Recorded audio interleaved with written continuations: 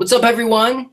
Eddie Mercado here with BloodyElbow.com, and I'm about to speak with Max Payne Griffin ahead of his UFC debut at UFC 202 on August 20th.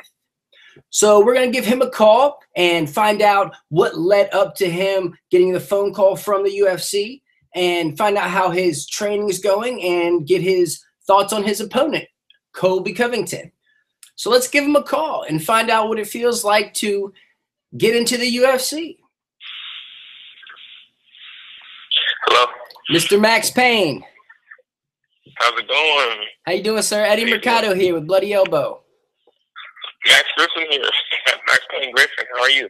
I'm well, sir. I'm well. Thank you for taking out the time. You just got a big call up to the UFC 202 on August 20th. I bet you're pretty excited. Yeah, it's an undescribable feeling. It's a dream come true, really. Couldn't ask for a better card. Yeah, it's definitely going to be a good card. Headlined, of course, by Nate Diaz versus Conor McGregor 2, which everybody and their mother will be tuning in for. So yes, it's gonna be a really good card. So how did you get mixed up in mixed martial arts to begin with? I started when I was 4 years old. I started taking Boxu. It's a combination of Kung Fu, Karate, Taekwondo, Judo, Jiu-Jitsu, boxing. Really just take out, a lot of the stuff that works, that's applicable. Put it all in one, and that's Boxu. I did that when I was a kid. So it's kind of like a mixed martial arts kind of style. I did that when I was a kid for about 9 years. Got my black belt. And then I quit, got to high school. Like, I don't want to do this anymore. Thought it was lame. Started watching, I've always watched UFC and that. Got back into it when I was 20. Because, everybody used to watch it. Hank Abbott, all these fights, Royce Gracie. I watched it all the time. I was obsessed. Sure. But I figured out I was trying to critique, he should have did this, or he needs to put his hand there. He should have done this or that. You know what? I could do it. I should do it, and I made that choice. And here I am. Okay. Now, yeah, you're about to have your UFC debut. You, of course, were the Tachi Palace welterweight champion, the WFC welterweight champion. You have gone 5 rounds 4 times. So, you're definitely ready for the big show, in my personal opinion, and I'm definitely excited to see what you're going to bring to the table. Now, kind of what events led to you actually getting the call up to the UFC? I'm not sure. The recipe isn't the same ever. You see these guys come in with 2 fights and get signed. You guys, and then you see guys with 40 fights and get signed. You got guys with 500 records getting signed. So it's just got to be timing. I don't know the recipe. I really don't. I'm a fighter on Tough 16. I learned a lot. I lost, but that's what I learned. I need to get better. And rattled off about 10 wins since. And, you got to be good. You got to be more than good. Yeah. Now, kind of what you said about the timing. Now, you fought Chidi Njokuani back in May of last year. Now, and yes, it was a very close bout. He ended up getting the split decision victory and went on to fight in a major promotion. Now, if you had won that match, would that have been the route you would have taken? That's what they said. They said if I win this fight, I'm going to go. But I was told that. Why you an Ultimate Fighter when I lost? He was like, you know what? Win a couple fights, 2 fights, we'll bring you back. So since then, I've won 12 and 2, 9 fights since. So I thought it was kind of overdue. I just went on a rampage, really knocked him out, choked him out, beat him.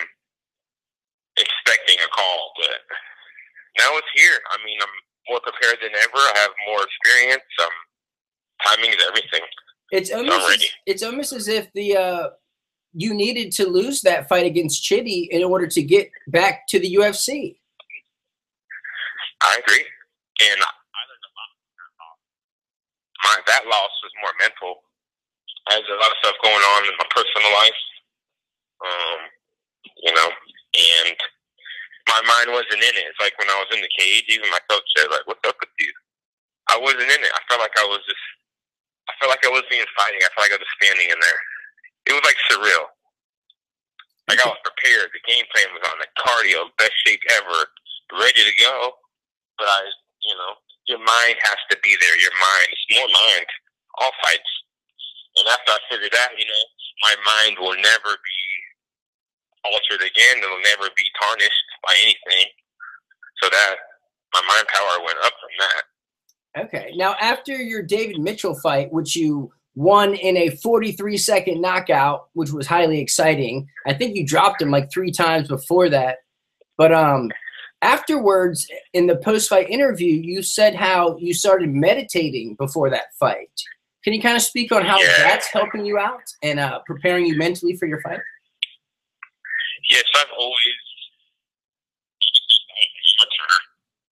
meditated a little bit, and I'm a strong believer in energy, like chi and vibes. But chi and your energy, I believe in it. I believe people break bricks and stuff. It's not power, it's energy. You see a little old man break 50 bricks. He's not strong. It's energy, so it's real. Chi's real. So I still do it. I have exercises where I charge up my chi before I walk out and whatnot. But I started actually meditating on a consistent basis. I met some people, they say, meditate every day. I started doing it, and I noticed changes. It's unreal how you feel when you can calm your mind, and it's really for your mind. So that sound, and if your mind's sound, you're not nervous. I mean, there's nerves, don't get me wrong, but the confidence is there to just do whatever. And I think that's what makes me confident, the mix of my abilities, mixed with the meditating. It just puts me in a calm state. I came out smiling. I never smile during a fight, ever. And I'd say that was my best performance to date. So I can't wait.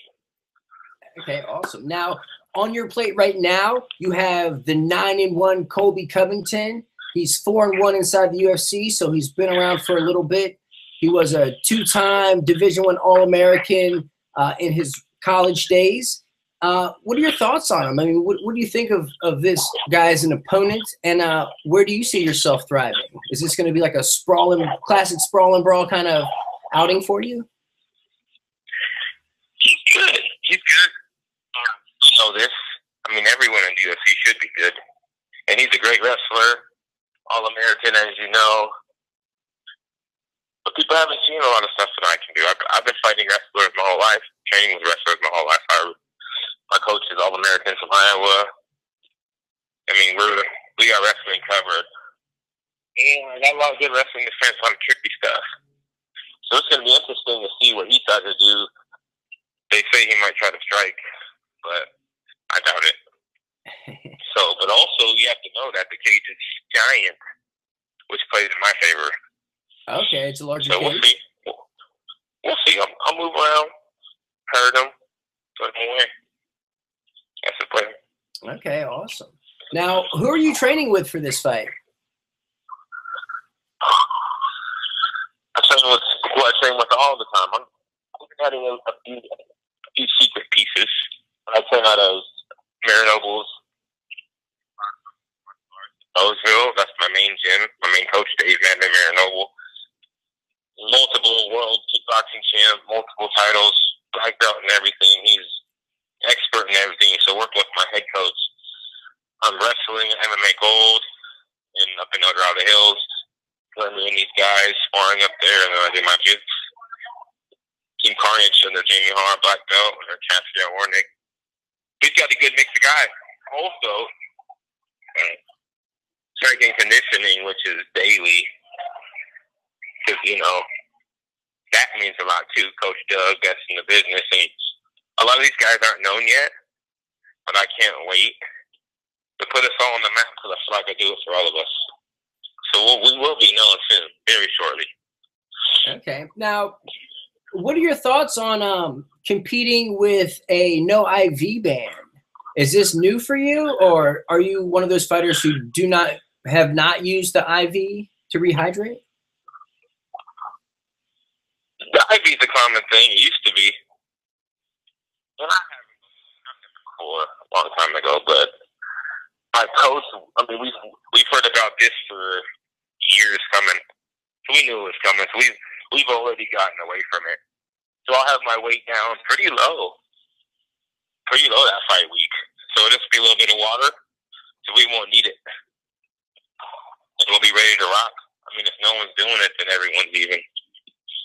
It's the people that cheat and try to change it up. But, you know, he's a respectful guy. I'm sure we'll be good.